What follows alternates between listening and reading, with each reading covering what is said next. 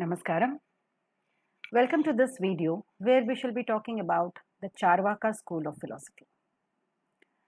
The Charvaka school of philosophy is known as the Lokayata, which represents one of the materialistic and empirical traditions in the Indian thought.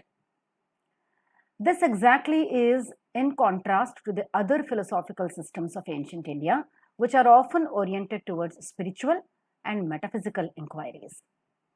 The Charvaka philosophy is also known for its emphasis on sensory perception and empirical evidence as a primary source of knowledge.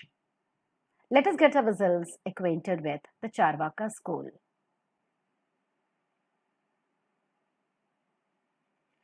The Charvaka school of philosophy is called as a materialistic and empirical in its tradition in the Indian thought. The overview of Charvaka philosophy can be adjusted or expressed in 4 sentences. Number 1, there is no world other than this. Number 2, there is no heaven and no hell. Number 3, the realm of Shiva and like regions are fabricated by the stupid impostors. So, today is in your hands, enjoy the present day. These are the 4 sentences based on which the Charvaka philosophy rotates. If translated into Sanskrit, it stands as Yavat Jivet Sukham Jivet. ऋणम कृत्वा घृतम पिबेत. ऋण लेके भी घी खाओ और अच्छी जिंदगी जियो. भस्मीभूतस्य देहस्य. After death we are going to die and it is turned into ashes. Bhasma bhutasya. Bhasmi is you are going to turn into ashes. What is going to turn into ashes? Your deha, your body after death. Punaragamanam kutaha. Where is the chance for you to come back again?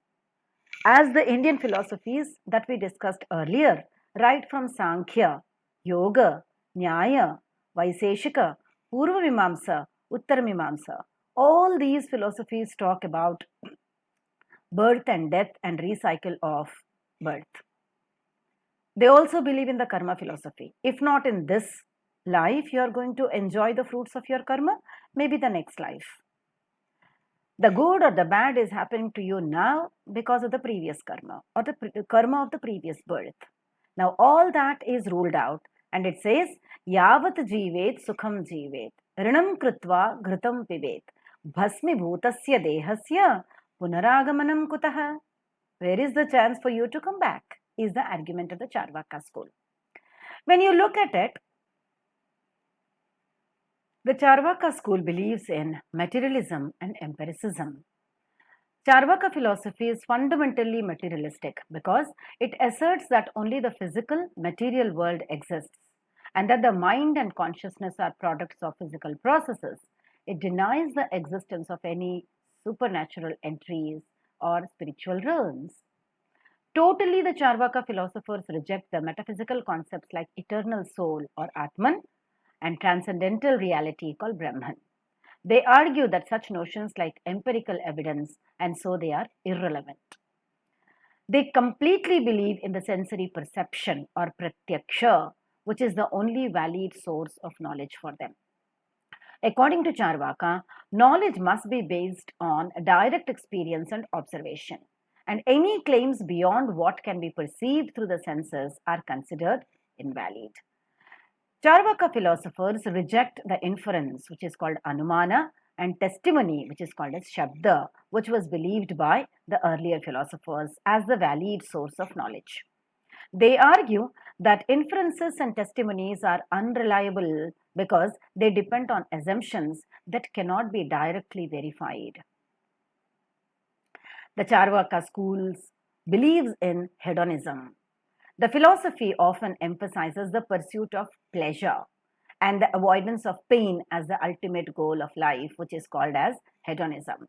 It promotes hedonistic approach to ethics, where the focus is on maximizing immediate sensory enjoyment and material comfort. Charvaka philosophers criticize the ascetic principles and renunciation as misguided. They argue that such practices are contrary to the natural pursuit of pleasure and well-being. And so they reject all the religious doctrines and criticize the religious and spiritual doctrines of other Indian philosophical schools such as Hinduism, including Buddhism and Jainism. They argue that these doctrines are based on unfounded metaphysical claims and are not supported by the empirical evidence.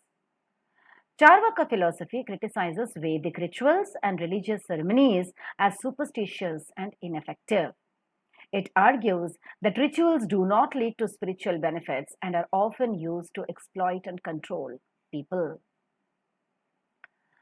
Historically speaking, they decline all the ancient philosophical arguments, but flourished during the ancient times and gradually declined due to the dominance of other philosophical and religious traditions.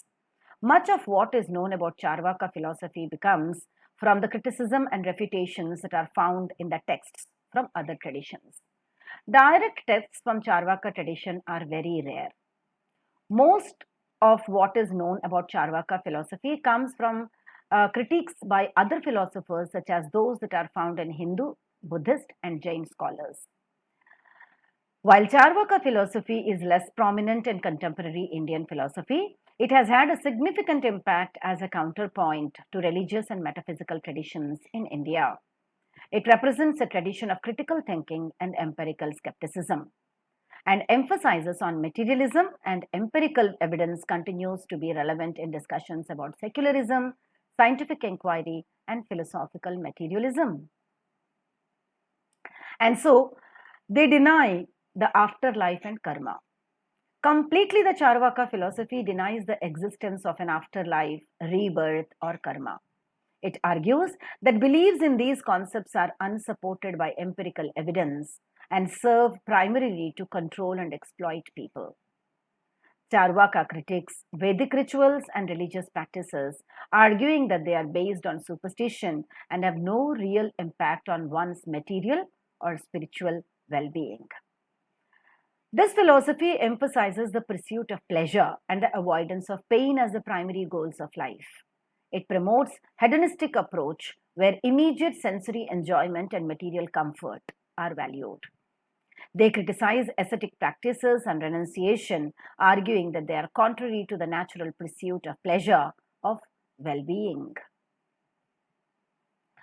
They are highly skeptic for the religious doctrines of Hinduism, Buddhism and Jainism, and they say that these isms that existed in the ancient India highly exploit and try to control the social hierarchies and perpetuate ignorance. Charvaka philosophy is practical and pragmatic. It emphasizes living a life based on immediate, tangible benefits rather than abstract principles or speculative theories. The focus is on what can be directly experienced and enjoyed here and now. We don't find, unfortunately, any primary text completely dealing with Charvaka school. So we don't have any complete text of the Charvaka tradition survived. However, the original works of Charvaka philosophers might have been lost as it is thought, or most of what we know about Charvaka philosophy comes from the secondary sources and critiques by other philosophers. The secondary sources by other philosophers that are known criticize the philosophy of Hinduism, Buddhism and Jainism. So you have Jayanta Bhatta. In his work called Nyaya Malini, he critiqued the Charvaka's materialism and empirical approach. Madhava, a philosopher from Vedanta tradition who engaged with Charvaka ideas in his writings, particularly in relation to their critique of metaphysical concepts. Vatsyayana, the author of Nyaya Sutras. Vatsyayana's work includes discussions of Charvaka philosophy also, particularly its empirical and materialistic aspects. So indirectly we find in the secondary sources the Charvaka thought rather than a complete text primarily devoted to Charvaka school. Some ancillary references can be found in Ramayana and Mahabharata also regarding the Charvaka thought. Various Sanskrit texts from different philosophical traditions include discussions on materialism and empirical skepticism that reflect the Charvaka ideas.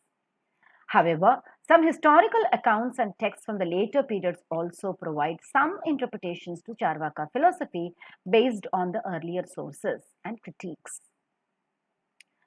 You get a number of videos on the internet. I would want you to see the video that is based on Charvaka philosophy and understand exactly as to what they try to talk about.